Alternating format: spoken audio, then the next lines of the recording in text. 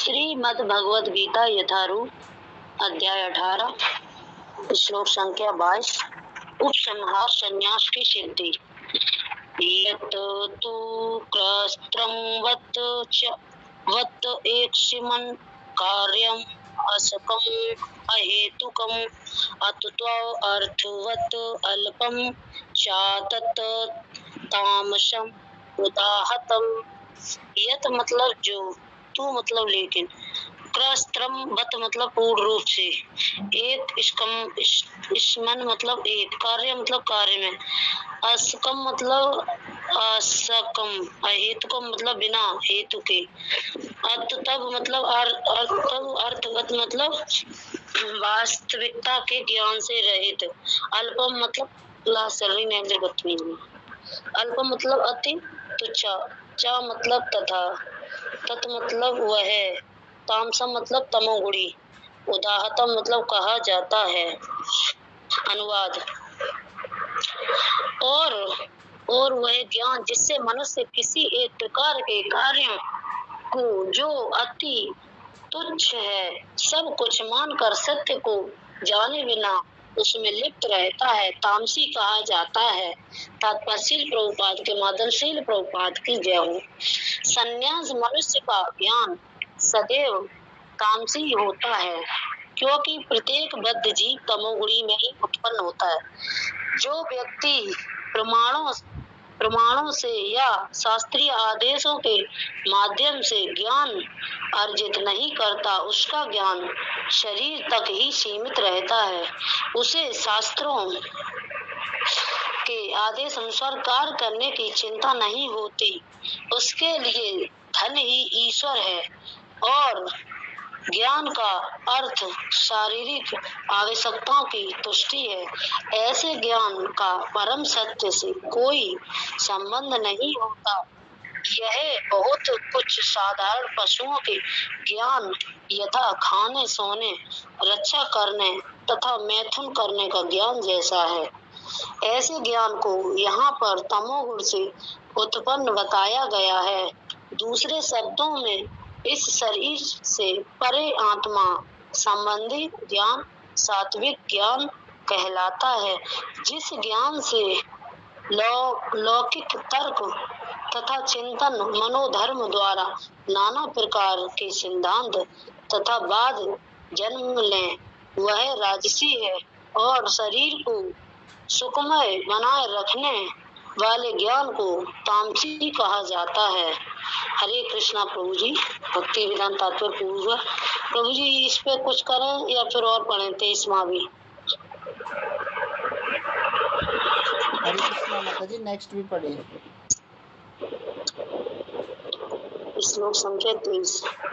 नियतम संग्रहितम अराग द्वेषता कृतम अफलम प्रेषुना करम यत तत् सात्विकम उच्यते। नियतम मतलब नियमित, संग रहितम मतलब आसक्ति रहित, अराग द्वेषता मतलब राग द्वेष से रहित, कृतम मतलब किया गया, अफल मतलब अफल प्रेषणा मतलब फल की इच्छा से रहित वाली के द्वारा कर्म, कर्म मतलब कर्म, यत मतलब जो, तत् मतलब वह, सात्विकम मतलब सतोगुणी, उच्यते मतलब कहा जाता है। अनुवाद। जो कर्म नियमित है और जो आसक्ति राग या द्वेष से रहित कर्म फल की चाह के बिना किया जाता है वह सात्विक कहलाता है। तात्पर्य। विभिन्न आश्रमों तथा समाज के वर्णों के आधार पर शास्त्रों के संस्कृत वृत्ति परक कर्म जो अनासक्त भाव से अथवा स्वामित्व के अधिकारों के बिना प्रेम गड़ा भाव रहित परमात्मा को प्रसन्न करने के लिए आसक्ति या अधिकार की भावना के बिना कृष्ण भावनामृत में किए जाते हैं, सात्विक कहलाते हैं। हरे कृष्णा प्रभु जी। अभी 22 में भी थोड़ी चर्चा करें प्रभु जी, आप इस पर प्रकाश डालना। मैं तो पता नहीं, कुछ नहीं आता। जगत गुरु श्री प्रभुपाद की जय हो। बाकी बिहारी लाल की जय। सामान्य मनुष्य का ज्ञान। सामान्य मनुष्य का ज्ञान सदैव तामसी होता है। सामान्य जैसे हम सब क्या एक सामान्य मनुष्य है, तो हम जितने भी जो मनुष्य प्राणी हैं, हम सब में क्या है, तामसिक का ही मतलब जो ज्ञान है वो भरा पड़ा होता है। हम लोग मतलब जब से पैदा होते हैं तब से हम लोग तीनों साथ तो चलते हैं, रजोगुण, तमोगुण, सतोगुण, लेकिन जो ज्यादा प्रकोप होता है वो हम लोगों पे तामसिक ही होता है।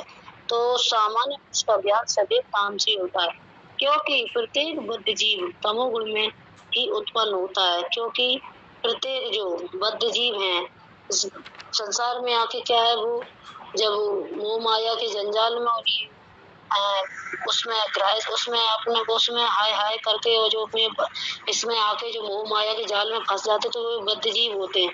तो उनमें क्या तमोगुणी उत्पन्न होता है। वो हम सब में क्या तमोगुणी उत्पन्न रहता है, क्योंकि हम लोग हाय हाय किलकल मिलाएंगे, जबकि ये नहीं पता कि जीवन में कुछ नहीं है, सिर्फ मर के जाना है। कहाँ हम लोग अकेले, कहाँ खाली यहाँ आए थे खाली और हाथ पसार के जाएंगे, कुछ नहीं है यहाँ पर हमारा। फिर भी हम लोग यहाँ हाय हाय करते रहते हैं कि नहीं मेरा ये, मेरे बच्चे, मेरा पति, मेरा पैसा, मेरा सामान।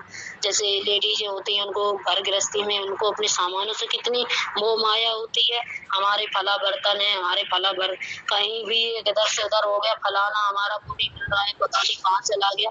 तो क्या है ये, हम लोगों में तमोगुण का ही जो है प्रकोप होता है। तो हम लोग मतलब इसी हाय हाय कल में लगे रहते हैं, जबकि जो जीवन का जो मेन जो वो है, जो मेन जो उसको हम लोग नहीं समझ पाते कि हमारा जो जीवन का मेन उद्देश्य है क्या, वो नहीं हम लोग समझ। तो हम लोग क्या है तमोगुणी में ही है उत्पन्न होता है। जो व्यक्ति प्रमाणों से या शास्त्रीय आदेशों के माध्यम से ज्ञान अर्जित नहीं करता, उसका ज्ञान शारीरिक तक ही सीमित रहता है। और देखो बिल्कुल साफ साफ लिखा, जो भी व्यक्ति प्रमाणों या शास्त्रों के आदेश के माध्यम से ज्ञान जो अर्जित नहीं करता है, जो शास्त्र नहीं पढ़ रहे हैं, जो प्रमाणिक कोई गुरु है या कोई संत है महात्मा, उनकी बातों का विश्वास नहीं कर रहे हैं, उनकी बातों को नहीं सुन रहे हैं और मतलब अपने हिसाब से मतलब चल रहे हैं, तो ज्ञान अर्जित नहीं है, उसका ज्ञान शरीर तक ही है।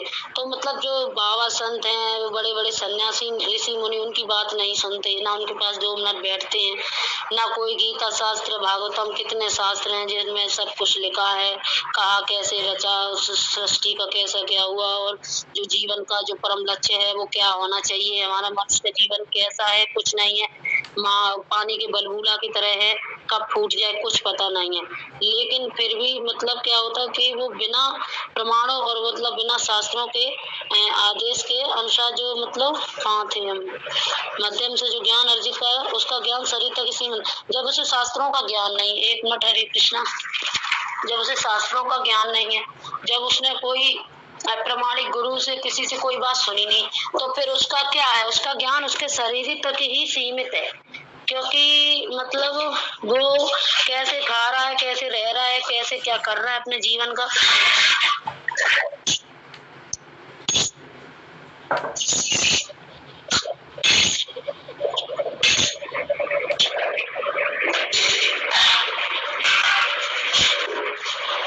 कहाँ थे,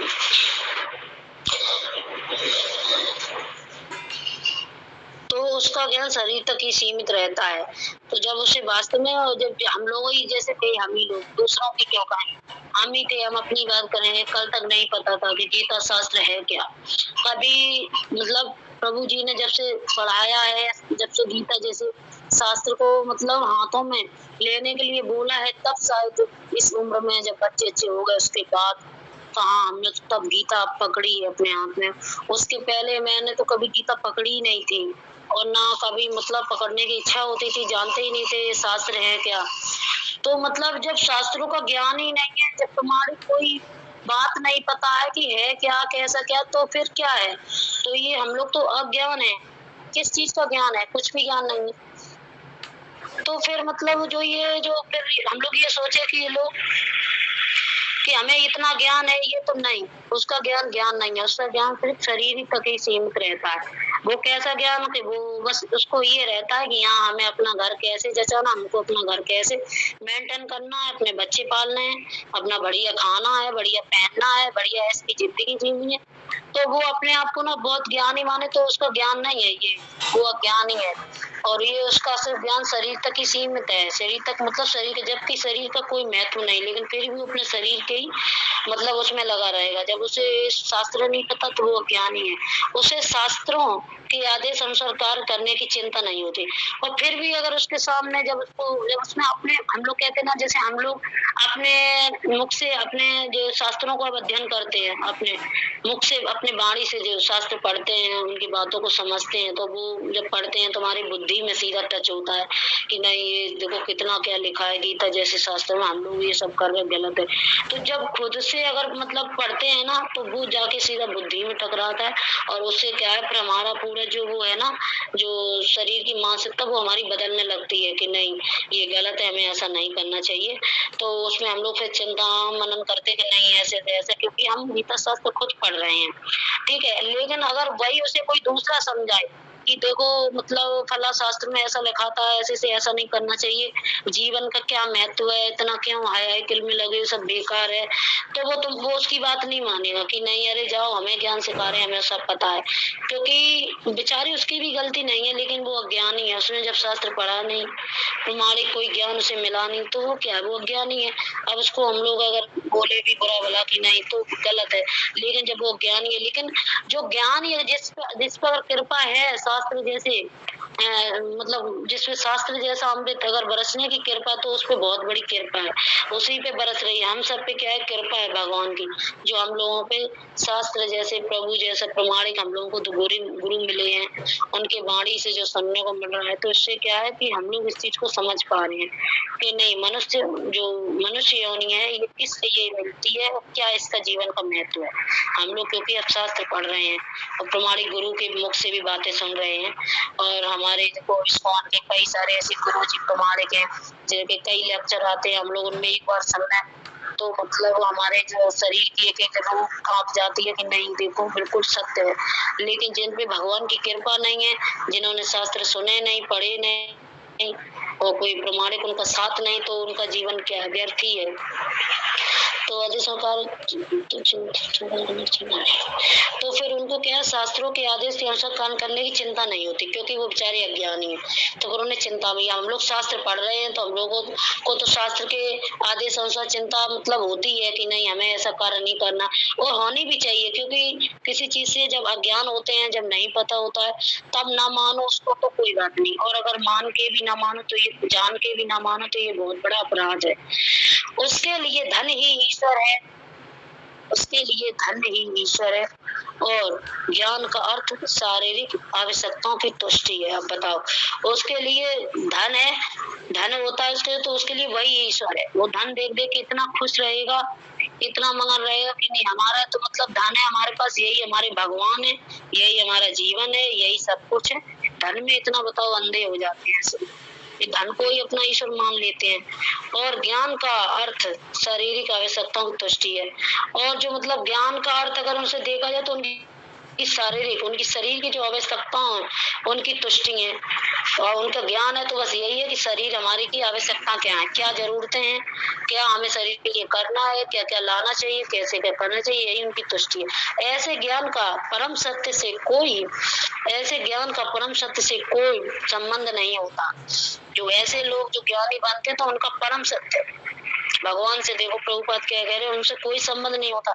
यह बहुत कुछ साधारण पशुओं के ज्ञान, यथा खाने सोने रक्षा करने तथा मैथुन करने का ज्ञान जैसा है।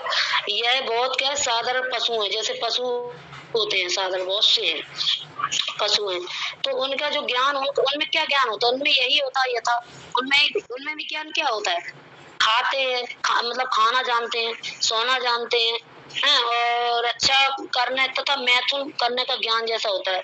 जैसे प्रभु जी ने बताया था, जैसे हम लोग सोते हैं पशु भी सोते हैं, हम लोग भी बच्चा पैदा करते हैं पशु भी बच्चा पैदा करते हैं, हम लोग भी नींद करते हैं पशु भी नींद करते हैं, है ना। तो प्रभु जी ने ये बताया था वह मैथुन, पता नहीं क्या तो याद नहीं आ रहा। तो हम लोग क्या है, तो हम लोग भी, तो फिर ऐसे लोग क्या होगा, मैथुन के मतलब करने का ज्ञान जैसा हो गया, तो उनको वो मतलब इंसान नहीं है, वो फिर पशु के तुल्य हैं, क्योंकि उनके अंदर सब वही लक्षण है पशुओं जैसे, वही उनकी वही सब झलक रहे हैं, जो पशु करते हैं वही हम कर रहे हैं, तो फिर हम में पशु में कोई अंतर नहीं है, हम भी पशु के ही बराबर माने जा रहे हैं, क्योंकि वो भी मैथुन ज्ञान जैसे होते हैं। ऐसे ज्ञान को यहाँ पर तमोगुण से उत्पन्न बताया गया। और जो ऐसा ज्ञान है वो यहाँ पर क्या है, वो तमोगुण से उत्पन्न होता है। तो ऐसा अगर जिसमें ज्ञान है तो वो तमोगुणी है, वो तमोगुणी में से उत्पन्न होते हैं। दूसरे शब्दों में इस शरीर से परे आत्मा संबंधी ज्ञान सात्विक ज्ञान कहलाता है।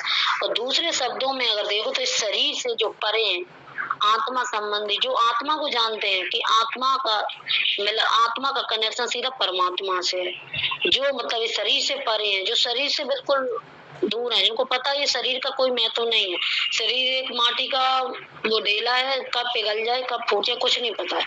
और जो आत्मा से जिसका संबंधी है वो क्या है, वो ज्ञान सात्विक ज्ञान कहलाता है। जिसे आत्मा से जिसका संबंध है, जिसको आत्मा के बारे में पता है, वो क्या है, वो सात्विक ज्ञान कहलाएगा, वो सतोगुणी इंसान को ज्ञान ही कहलाया जाता है। जिस ज्ञान से लौकिक तर्क तथा चिंतन मनोधर्म द्वारा नाना प्रकार के सिद्धांत तथा बात जन्म लें, वह राजसी है। हरे कृष्णा प्रभु जी, ये वाली लाइन आप समझा देना प्रभु। जिस ज्ञान से लौकिक तर्क तथा चिंतन मनोधर्म द्वारा नाना प्रकार के सिद्धांत तथा बात जन्म लें, वह राजसी है। और शरीर को सुखमय बनाए रखने वाले ज्ञान को तामसी कहा जाता है।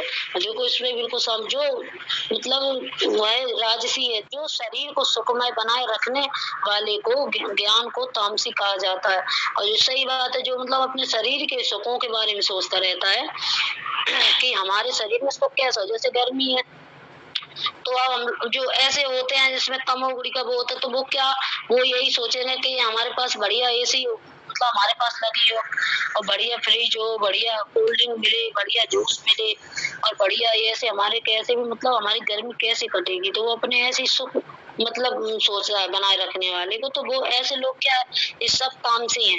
अगर सतोगुणी इंसान के लक्षण हो गए, अगर आज भी कहते ना पहले का युग और अब में बहुत अंतर है। पहले लोग कैसे थे, चाहे कितनी भी भीषण गर्मी आ जाए लेकिन उनका जीवन हंसी खुशी कैसे कट जाया करता था, क्योंकि उनके अंदर कहीं ना कहीं सतोगुणी का वो रहता था। लेकिन आजकल हर एक इंसान के अंदर तमोगुण ही है, क्योंकि तभी वो मतलब ये सब साधन ढूंढते हैं अपनी जिंदगी को, मतलब इतना वैसा मतलब बनाने की सोचते हैं कि हमारे पास ये सुविधा हो, वो सुविधा, हमारी जिंदगी ऐसे कट जाए ऐसे। लेकिन ये सब क्या है, ये क्षण भर का सुख है, इससे सिर्फ जीवन की सिर्फ बर्बादी है और कुछ नहीं। पहले टाइम में लोग क्या करते थे, आज भी मैंने बहुत से ऐसे गाँव देखे हैं जहाँ लोग चाहे कितनी भी गर्मी पड़ रही है लेकिन फिर भी देखो पेड़ है, पेड़ के नीचे अपनी खाट डाल लेते हैं और वहाँ लेट दिन भर उनका वहीं निकल जाता है, वहीं खुली हवा लेना और खुली सादा नल के पानी, अपना उससे पानी पीना, कोई उनका फ्रिज का कोई सेवन नहीं, और बढ़िया सादा जीवन जी रहे हो। देखो आज अगर देखो तो उनके शरीर में आज भी कोई रोग शोक नहीं है। और जितना ये जो तमोगुणी से जो जुड़े गए हम लोग, क्या तमोगुणी जितने ये फैंसी वाले जीवन जीने लगे हैं, हमारे पास एसी हो, हमारे पास बढ़िया फ्रिज हो, ये हो, जितना बड़ा बढ़िया बढ़िया खाने के लिए सोचते हैं, उतना ही क्या है कि हम लोग मतलब जीवन में बहुत सारे दुख और शरीर को पता नहीं कितने क्या कष्ट हो जाते हैं कि हम लोग सोच नहीं पाते हैं। लेकिन क्यों सभी, किस कारण है, क्योंकि हम लोग बस सुख ढूंढते हैं। और जबकि ऐसे लोग क्या है, सुख तो कहीं उनमें तमोगुणी का जो प्रकोप होता है, तो इस कारण उनका जीवन ही व्यर्थ होता है और कुछ नहीं। तो हम लोगों को इस चीज पे मतलब बहुत ज्यादा फोकस करना, कहीं ना कहीं कुछ अच्छे गुण होंगे। लेकिन हम लोग एक दूसरे की जो आज है ना, आज के युग में क्या है, एक दूसरे की सेक देख देख के लोग मतलब अपना जीवन इतना व्यर्थ, इतना फैंसीबल बना लेते हैं, तो उनका जीवन ही नरक हो जाता है। तो हमें इन चीजों से बचना चाहिए और सोचना चाहिए कि नहीं, हम लोग क्या है, मनुष्य होनी है, हमारा शरीर का कोई महत्व नहीं। हम लोग शरीर को चाहे कितना भी साबुन से, शैम्पू से, फेस वॉश से कितना भी मल के साफ करें, एक दिन ये शरीर जल के भस्म हो जाना है, कुछ नहीं बचना है शरीर का। माटी में से मतलब कहते नहीं है कि माटी से आए, माटी में एक दिन मिल जाएंगे। हम लोग क्या है, माटी के एक वो हैं, डेले के समान। हमारा जीवन कोई, हमारे अगर शरीर में महत्व है तो हमारी आत्मा का है, और हमारा जो आत्मा है, आत्मा का भी किससे कनेक्शन होता है, परमात्मा से। तो मनुष्य जीवन को ये सोचना चाहिए कि हमारे जीवन का जो परम लक्ष्य है हमारे भगवान श्री कृष्ण है, और हमें कृष्ण भगवान की शरण ग्रहण करनी है। इसी से शायद मेरे जीवन का कुछ उद्धार होगा, प्रभु की शरणागति में पहुंचेंगे, वरना तो जीवन व्यर्थ ही है। चाहे अभी से हम लोग चाहे पूरे मरते दम अंतिम तक हाय हाय में लगे रहेंगे, फिर भी एक क्षण हम लोगों को सुख नहीं मिलेगा। हम लोग सोचते हैं अभी हमारे बच्चे पालेंगे, कल ये नौकरी चाकरी करेंगे, हमको खिलाएंगे, नहीं, कल जैसे ये बड़े होंगे उतना ही हमें और कष्ट मिलेगा और हमें कष्टों का सामना करना पड़ेगा। क्योंकि बच्चे जब उल्टे चलते हैं या बच्चे कुछ माँ बाप की बात नहीं मानते हैं या मतलब गलत कार्य करते हैं, तब भी हम लोगों का दिल दुखता है। और बुरा भला किनको सुनने को मिलता है? माँ बाप को सुनने को मिलता है कि लोग उनके बच्चे ऐसे। तो हम लोगों को यहाँ हम लोग ये ढूंढते हैं सुख, सुख बाकी में नहीं है, ये सब दुखालय और यहाँ दुख ही मिलेगा जीवन। मनुष्य योनि में सुख तो है ही नहीं, लेकिन हम लोग सुख हर जगह ढूंढते हैं, नहीं मुझे सुख चाहिए। सुख जितना जो सुख और जितना जो फैंसीबल जीवन में रहेगा उतना ही उसको कष्टों का सामना करना पड़ेगा, ये बिल्कुल सत्य बात है। तो अपना जीवन सभी लोग सादा जीवन अपने बनाइए, अपना जीवन सादा जीवन, उच्च विचार ऊंचे रखिए, जीवन चाहे सादा हो। ये नहीं है कि किसी की सैग, आजकल क्यों दुनिया मिटी है? सिर्फ सैग से मिटी है। उसने 4000 की साड़ी पहन ली, हमने 500 की पहनी, अब हमारी बहुत बेइज्जती हो जाएगी, लोग हमसे क्या कहेंगे, हम वहां जाने लायक नहीं है। वो इतने स्टैंडर्ड नहीं, वो स्टैंडर्ड दिखावटी है। तुम्हारी आत्मा स्वच्छ है, तुम आत्मा से अगर साफ हो तो तुम उससे अच्छे हो, उससे 10 गुना ऊंचे हो। ये अपने हमेशा हृदय में बात बिठा के हम लोगों को जीना चाहिए। तो शायद हम लोग मतलब जीवन में जो पल पल पे जो घुटते हैं, मरते हैं, शायद इससे हम लोग बच सकेंगे और प्रभु की शरणागत में हो सकेंगे। तो यही हमें मतलब इसमें जो कुछ समझ में आया, आज पे प्रकाश प्रभु जी डालेंगे। और मैंने 23वां पढ़ा था, कहाँ विभिन्न आश्रमों तथा समाज के वर्णों के आधार पर शास्त्रों से संस्कृत वृत्ति पर कर्म जो अनासक्त भाव से अथवा सात्विक के अधिकारों के बिना प्रेम घृणा भाव रहित परमात्मा को प्रसन्न करने के लिए आसक्ति या अधिकार की भावना के बिना कृष्ण मामलामृत में किए जाते हैं, वो मतलब सात्विक कहलाते हैं। विभिन्न आश्रमों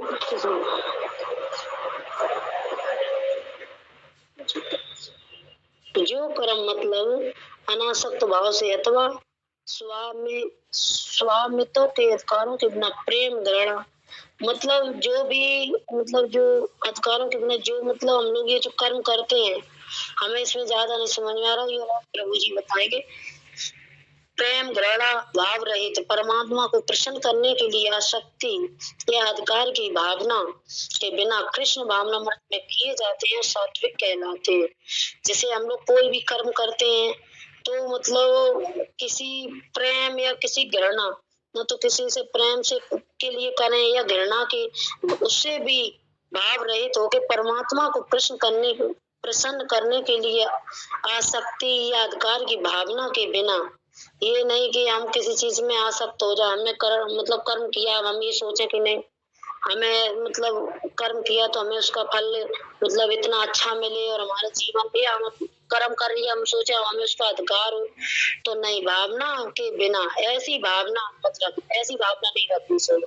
बिना जो मतलब कृष्ण भावना में किए जाते हैं वो सात्विक कहलाते हैं। जो मतलब बिना अधिकार के या बिना किसी आसक्ति के भावना के बिना जो कृष्ण की शरणागत में जो मतलब कर्म करते हैं वो क्या सात्विक कहलाते हैं। तो हम लोगों को जो कर्म करने हैं तो ये नहीं कर्म करने की तो हम लोग अपनी फल की चिंता करते हैं, नहीं हमें फल मिल जाए और उसमें आसक्ति होती है कि हमें ऐसा फल मिलेगा और मतलब उसमें हमें ऐसा हो जाए, तो ये गलत है। किसी चीज में आसक्ति नहीं होनी चाहिए, ना किसी चीज का मतलब वो अधिकार समझा बिना, जो भगवान को बिना सब कुछ छोड़े त्याग, जो भगवान को याद करके जो कर्म करता है, जो भगवान के ऊपर जो छोड़ देता है, जो भगवान के लिए करता है, वही सात्विक कहलाता है। हरे कृष्णा प्रभु जी, अब क्षमा चाहेंगे, वैसे तो एक कथा सुनाने का मन था लेकिन पहले आप इस पे प्रकाश डालिए। थोड़ी थोड़ी याद है मुझे लेकिन पूरी सही से याद भी नहीं है कैसे सुना है। जैसे कृष्ण भगवान ने कहा है कि कृष्ण भगवान ने अर्जुन से बोली थी, नहीं अर्जुन से नहीं, नारद मुनि से ये बात कही थी शायद, वो भी गीता के उपदेशों के समय कि जीवन में कोई किसी का सगा नहीं है, जीवन में कोई किसी का सगा नहीं है। 7 भाई अपनी सगी बहन को मांस को खा गए। ये कहानी बहुत अच्छी है, प्रभु जी सुनी, मुझे बहुत अच्छी लगी, लेकिन ध्यान कर रहे अगर आ जाए तो हम अभी सुनाने का प्रयास करेंगे कि तो वो कहानी सुन के बड़ा वैसा लगा। हरे कृष्णा प्रभु जी। तो आप इस पे अभी प्रकाश डालेंगे, क्या करें बताओ? हरे कृष्ण माता जी, बहुत सुंदर आपने क्लास की है और सुना रहे थे, सुनाइए माता जी, बहुत अच्छा लग रहा था। हाँ जी प्रभु जी, थोड़ी बहुत इधर से उधर हो जाएगी कोई क्योंकि बात नहीं थोड़ी तो माता जी, प्रॉब्लम याद आ है। जाएगा, अभी आप करेंगे ना तो याद आ जाएगा। हाँ, तो मतलब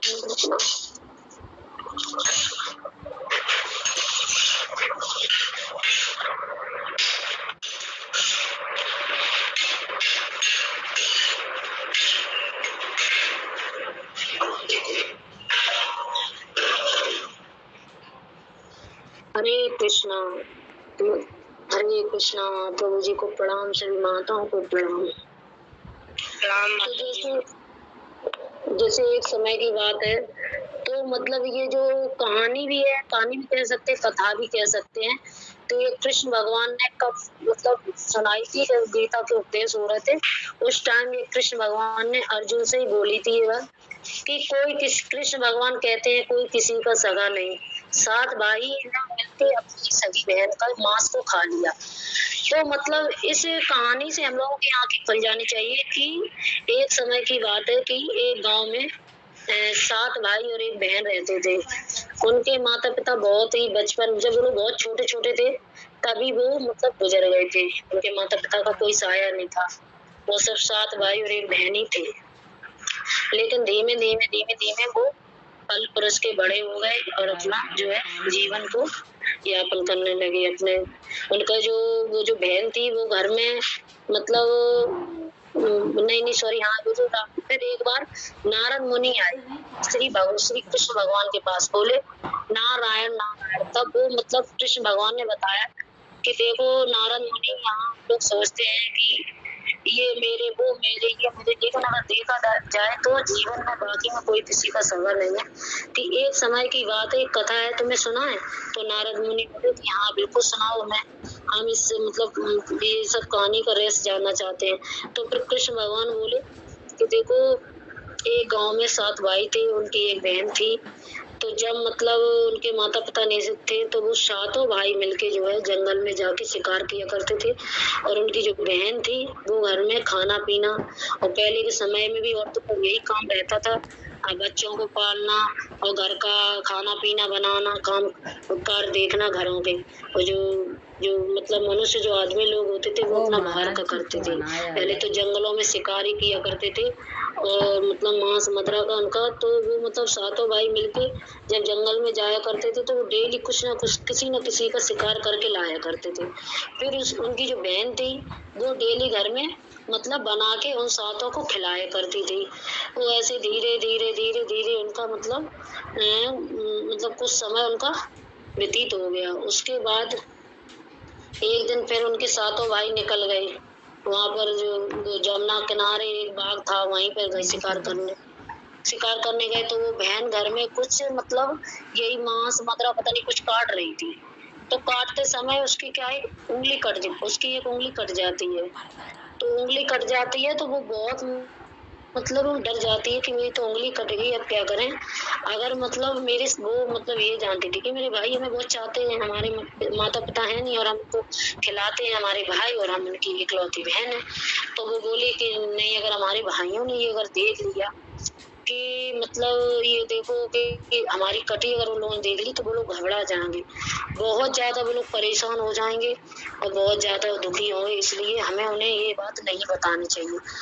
तो जो है उनकी जो बहन होती है ना, वो 7 भाइयों की, वो मतलब पहले सोचती है कि ऐसा करते हैं कि ये अपनी चुनरी है उसी में इसका खून पहुंच देते हैं, तो मतलब ये रुक जाएगा और एकदम सही हो जाएगा कुछ देर के लिए। वो लोग देख लेंगे तो वो घबरा जाएंगे। तो वो जब चुनरी में पहुंचने जाती है तो वो सोचती है कि नहीं, अगर हम चुनरी में पहुंचेंगे तो कहीं अगर किसी भाई की नजर पड़ गई इस पर और किसी ने अगर पूछ लिया तो हम क्या जवाब देंगे। तो फिर वो वहां नहीं पहुंचती है। उसके बाद वो आगे बढ़ती है, वो सोचती है कि ये हम खून के निशान अपने दीवारों में पहुंच देते हैं।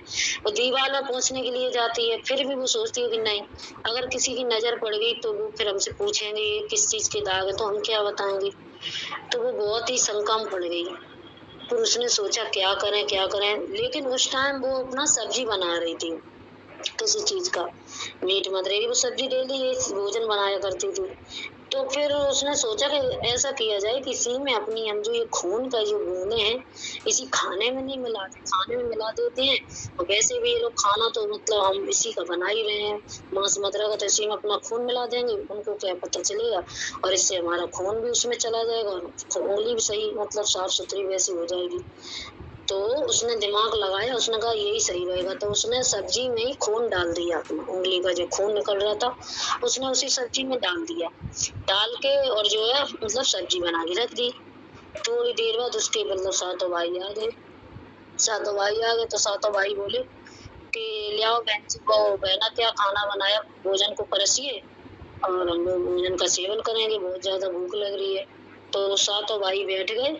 तो फिर उस बहन ने बारी बारी से सबको भोजन परोसा। जब भोजन परोसा तो सातों भाई खाने लगे तो सातों भाई बोले कि आज पता नहीं ऐसा क्या सब्जी में मिला है, तो क्या आज ऐसा हमारी मतलब लाड़ली ने इसमें क्या ऐसा मिला दिया जो इतनी सब्जी मतलब टेस्टी बन गई है। आज जैसी सब्जी मैंने कभी नहीं ऐसी इसके हाथ से देखी जो आज इतना सब्जी में स्वाद आ रहा है। तो वो मतलब सातों आपस में चर्चा करने लगे। वो जब बाहर गए लेटने तो सातों इसी चीज की चर्चा करने लगे। मतलब जो उसमें जो सातवां जो भाई था सबसे छोटा, वो इन सब बातों से खुश नहीं था, क्योंकि उसे ये चीजें बहुत गलत लग रही थी। जब ये लोग अपनी बहन के बारे में इस तरह बातें कर रहे थे तो वो मतलब अलग खड़ा हो गया, लेकिन वो सुन रहा था सब बातें। लेकिन जो और जो 6 भाई थे वो यही आपस में बातें कर रहे थे कि उसने मतलब आखिर ऐसा सब्जी में क्या मिलाया, क्या मतलब डाला। रात में जब लेटने गए तो वो यही चर्चा करने लगे बाहर जाके कि क्या मिलाया क्या डाला, जो मतलब कल की शाम जैसी सब्जी मैंने कभी नहीं खाई। इतना स्वाद उसमें, इतना स्वाद कि अभी तक नहीं उसको भूल पा रहे। तो वो सातों भाई बोले कि ऐसा करते हैं आज मतलब शिकार करने चलेंगे सुबह, फिर शाम को ये बात पूछेंगे बहन से अपनी से। तो वो सब भाई बोले ठीक है पूछ लें। लेकिन जो सातवां था वो इन सब चीजों से बहुत अलग था, उसलिए ये सब बातें अच्छी नहीं लग रही थी। वो सातवां भाई सबसे छोटा था। तो वो सुबह होते ही शिकार के लिए फिर जाते हैं, और जैसे जंगल से शिकार करके फिर लाते हैं किसी को मार के बनाने के लिए। तो वो फिर सबसे जो बड़ा भाई था, जो मतलब लड़की का जो सबसे बड़ा भाई, वो सबसे आगे खड़े होके मतलब प्रश्न करने के लिए सातों खड़े हो जाते हैं। लेकिन 6 को तो कोई मतलब जो सातवां था उसको कोई मतलब नहीं था, लेकिन खड़ा वो भी था। लेकिन जो 6 बोले कि नहीं, नंबर बाय नंबर सभी लोग पूछेंगे, इस चीज का आज जानकारी ही रहेंगे कि ऐसा मेरी बहन ने क्या मिलाया था, क्या मतलब उसमें डाला था, जो सब्जी इतनी अच्छी थी। तो फिर सबसे मतलब सब भाई बोले कि सबसे बड़े भाई से कि पहले आप पूछ लीजिए, आप बड़े हो और आप अगर पूछेंगे तो शायद वो जरूर बताएगी। हम लोग मतलब पूछेंगे तो चाहे ना बताए, आप बड़े हो, आपकी तो आज्ञा का पालन जरूर करेगी वो। तो इस चीज को लेके वो सबसे जो बड़ा भाई है वो पूछता है कि बहन ये बताओ, कल मतलब तुमने शाम को जो सब्जी बनाई थी उसमें ऐसा क्या मिलाया था जो इतनी स्वादिष्ट सब्जी थी। तो वो जो बहन बोली कि कुछ नहीं भाई, कुछ नहीं, हमने तो ऐसी मतलब जो जैसे डेली बनाते हैं वैसी बनाई थी, हमने तो कुछ नहीं मिलाया, न कुछ बनाई। तो वो फिर मन में सोचती है अगर हमने अपने भाइयों को ये बात बता दी कि हमने अपने उंगली का खून उसमें मिला दिया, तो हमारे भाई ये बात जान के बहुत घबरा जाएंगे, बहुत टेंशन में हो जाएंगे, ये बात हमें नहीं बतानी चाहिए।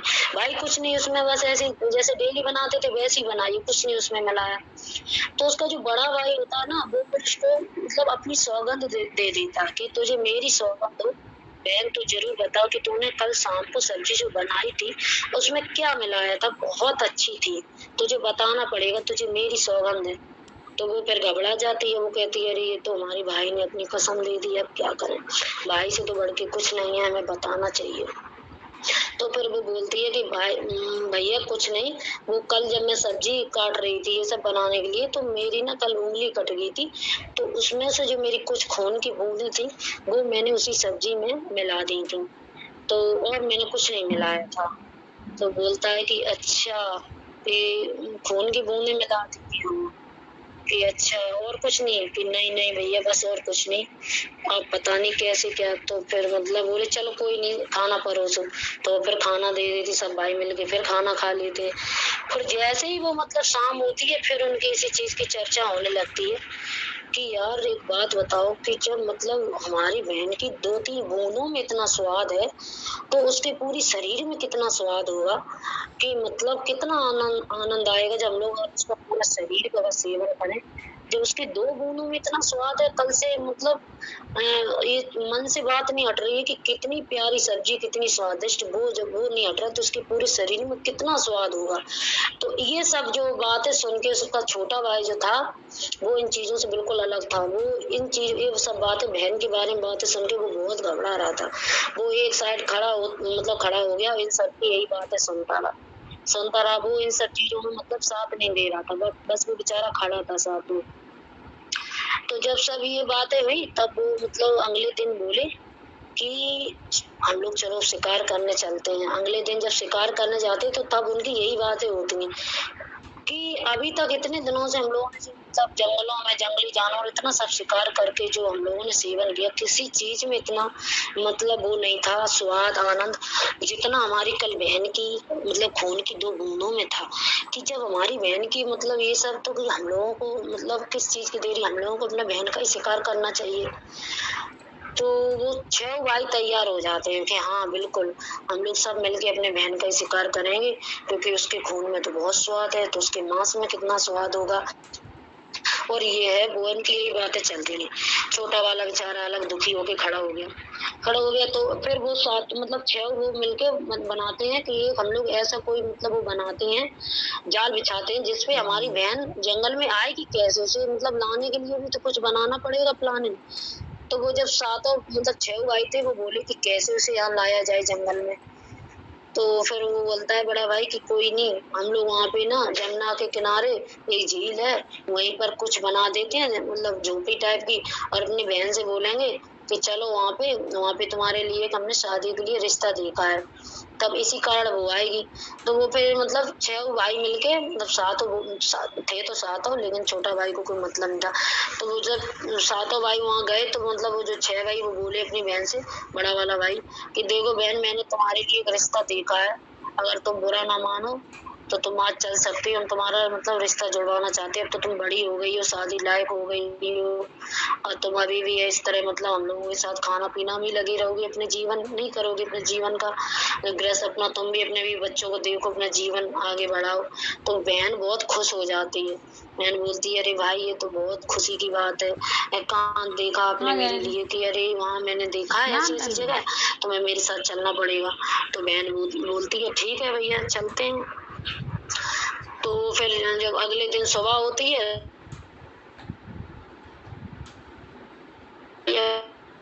मतलब हमारी शादी के लिए हमारा भाई ले जा रहा, हमारी आज शादी किसी मतलब किसी राजा से, आज किसी से शादी होगी हमारी, आज हमारा जीवन ही चेंज हो जाएगा। तो बहुत खुश हो जाती है, अपने भाइयों के साथ खुशी खुशी जंगल चली जाती है। वहाँ पर जब झील के मतलब किनारे पे एक जो झोपड़ी लगी होती है, वहाँ पर उसको बोलती है भाई कहाँ मतलब कहाँ पर आपने बताया था, कहाँ वो घर है, कहाँ मतलब वो है जो मेरा जीवन, जिससे हमारा जीवन जुड़ने वाला किधर है, किस साइड। तो उसका भाई बोलता वो देखो बहन, वो झील के किनारे वो जो झोपड़ी दिख रही है, उसने कहा हाँ कि वहीं पर चलना पड़ेगा। तो बेचारी खुशी खुशी चल रही थी अपने भाइयों के साथ। वहां पर पहुंच के जैसे ही वो देखती है कि वहां पर कोई नहीं होता, तो वो बोलती है भाई यहाँ तो कोई नहीं है, आप लोगों ने तो बोला था कि यहाँ पर मतलब हमारी शादी होगी, हमारा जीवन का वो होगा, लेकिन यहाँ तो कुछ नहीं है। तो वो भाई बोलते हैं कि अरे 2 मिनट खड़ी हो। तो जैसे ही वो 2 मिनट खड़ी होती है, वैसे ही मतलब वो जो बड़ा वाला भाई होता है वो बोलता है कि मतलब एक लकड़ी का उधर जो लकड़ी के किनारे खम्भ सा था, उस बड़े भाई ने वो एक रस्सी लाई और बोलो इसको यहाँ पर बांधो सभी लोग मिलके। तो जैसे ही वो सब बांधने लगे, वो बहन बोली कि यार ये तो मेरे भाई नहीं मेरे हत्यारे हैं, बताओ ये मुझे यहाँ लाके और मेरा जीवन बताओ नष्ट करने जा रहे हैं, तो मेरे हत्यारे हैं, ये भाई नहीं है, ये हत्यारे हैं जो मुझे बताओ मारना चाहते हैं। तो उसकी बहन को इस बात की मन में शंका हो गई, और जैसे उन लोगों ने उसे रस्सी से बांध दिया, तो वो मन ही मन मतलब टेंशन में हो गई और मतलब रोने लगी कि ये सब तो हत्यारे निकले, क्या होगा मेरे जीवन में। तो वो फिर मतलब बोलती है हे ईश्वर मुझे बचाओ, हे ईश्वर मुझे बचाओ, ये सब मुझे मार देंगे, ये सब मेरे हत्यारे हैं, मुझे बचाओ।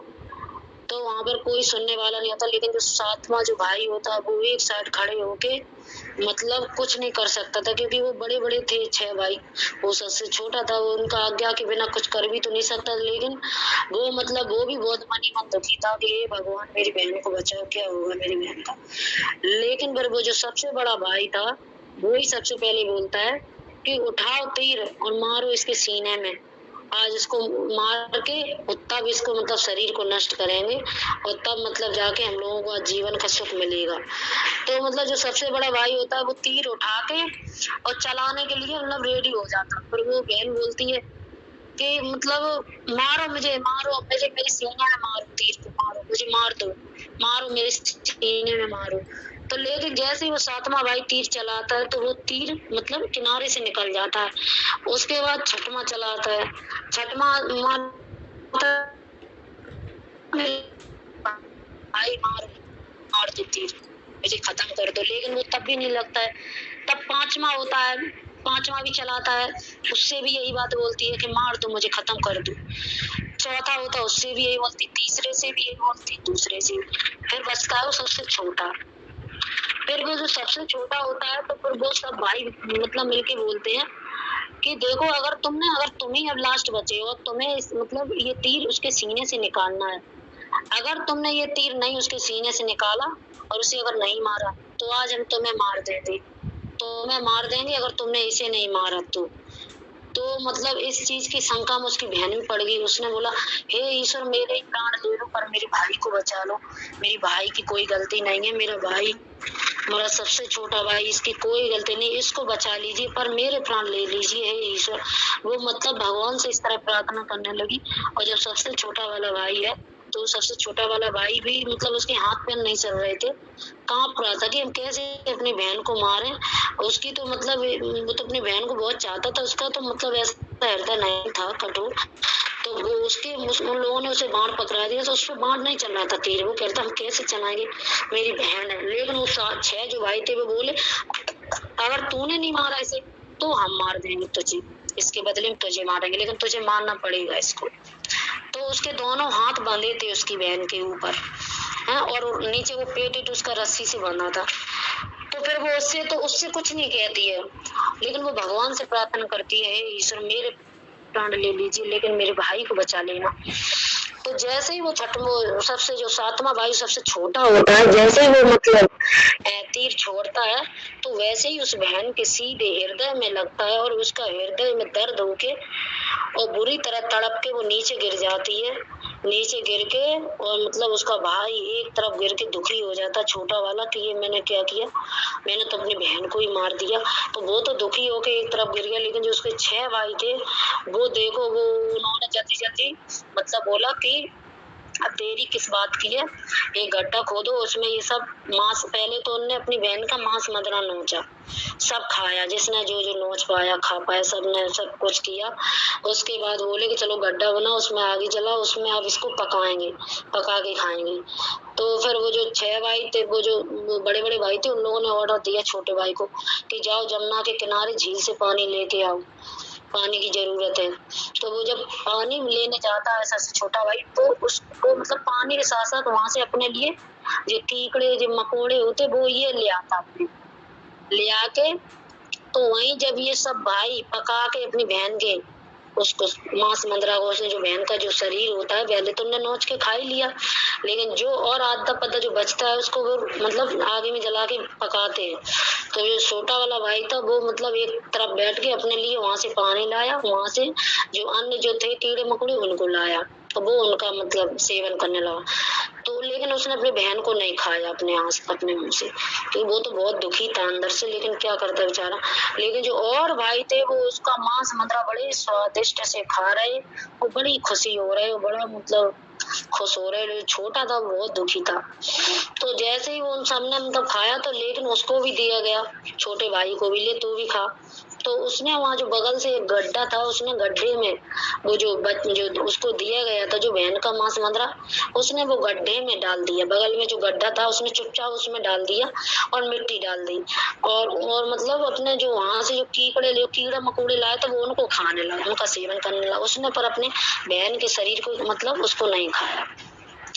फिर जब वो सब खा लेते हैं, जो 6 वो खा पी के जब रेडी हो जाते हैं, पेट भर जाता, फिर बोलते हैं, अब उसी को ऑर्डर देते हैं कि ले, वो जब सबसे छोटा था ना, कि चल उठो और ये सब जितना बचा खुचा है ना, ये सब तू क्या नाम करके इधर ही कहीं फेंक दे।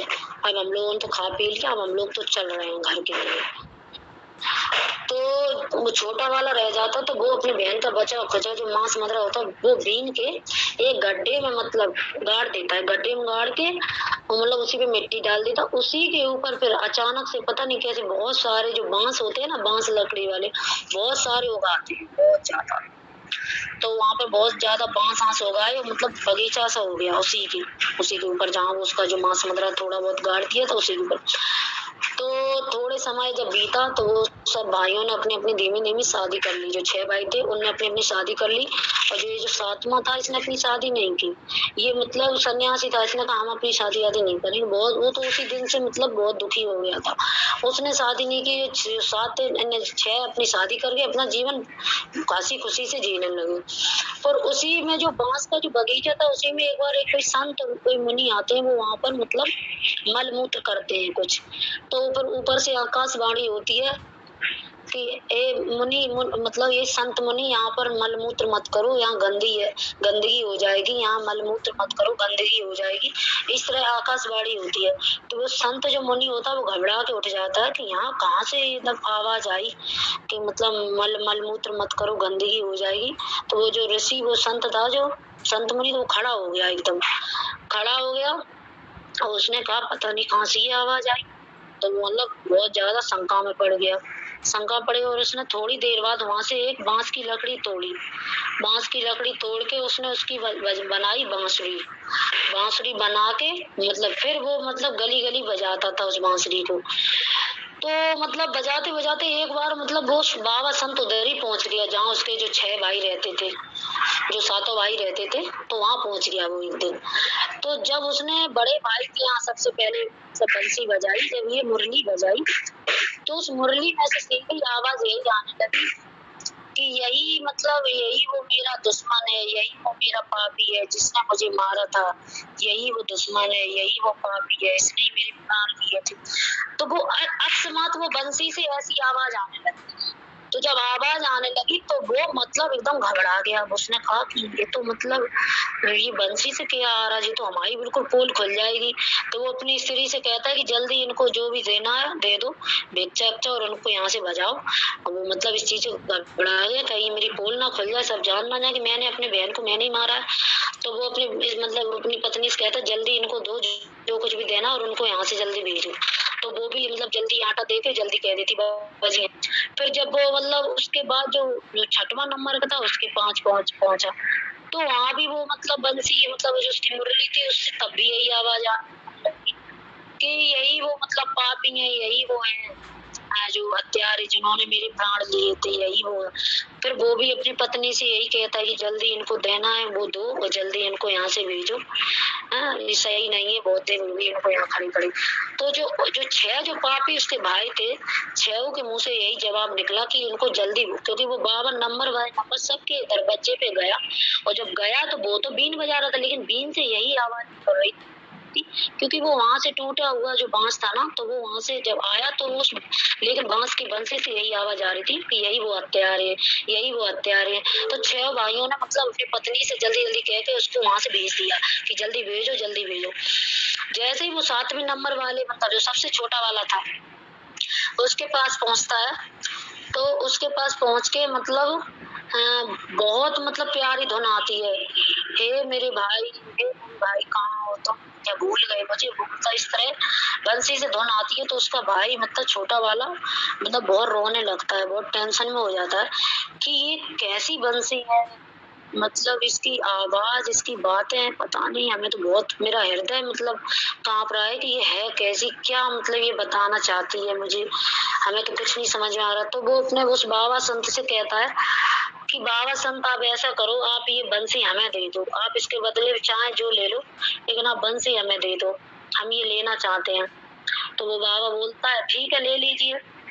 तो वो बाबा दे देता उसको बंसी को। तो वो बंसी अंदर लेके आता है, तो मतलब बंसी की पहले बहुत पूजा करता है धूप दीप से, आरती उतार के। फिर वो मतलब अपने सिराने से रख लेता है साफ सुथरी जगह में, सिराने पे बंसी रख के साफ सुथरी जगह में रख के फिर मतलब बस अपने निकल जाता है अपने उस शिकार के लिए।